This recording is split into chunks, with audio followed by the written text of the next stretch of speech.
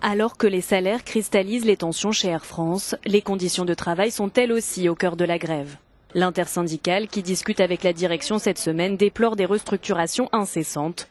Au-delà de la revalorisation salariale, les pilotes et tout le personnel navigant dénoncent une cadence infernale et un manque d'effectifs. De 4200 pilotes en 2011, ils ne sont plus que 3800. La logique de l'entreprise qui est devenue Air France, c'est une logique de répétition perpétuelle maintenant depuis plus de 10 ans, de plans, diminuer les effectifs, augmenter la productivité individuelle. Comment on fait ça avec un pilote? Eh bien, on fait ça en lui retirant des jours de congé.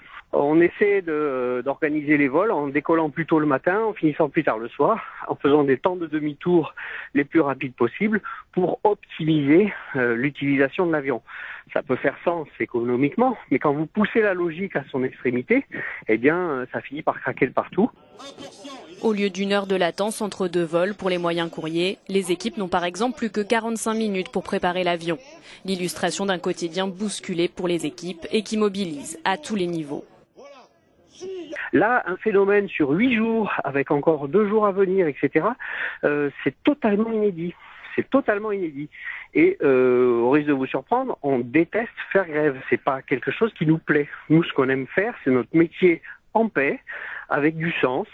Et ce sens, on nous l'a retiré. Et il y a un moment où on pousse tellement loin que, bon, je dis pas qu'on remet en cause directement la sécurité, mais il y a au moins une fatigue qui s'accumule, tant pour les hommes que pour les machines. La direction et les syndicats ont jusqu'à vendredi midi pour tenter de trouver un accord. Au total, le coût de la grève s'élèverait à 220 millions d'euros et mettrait en péril l'avenir de la compagnie, selon la direction.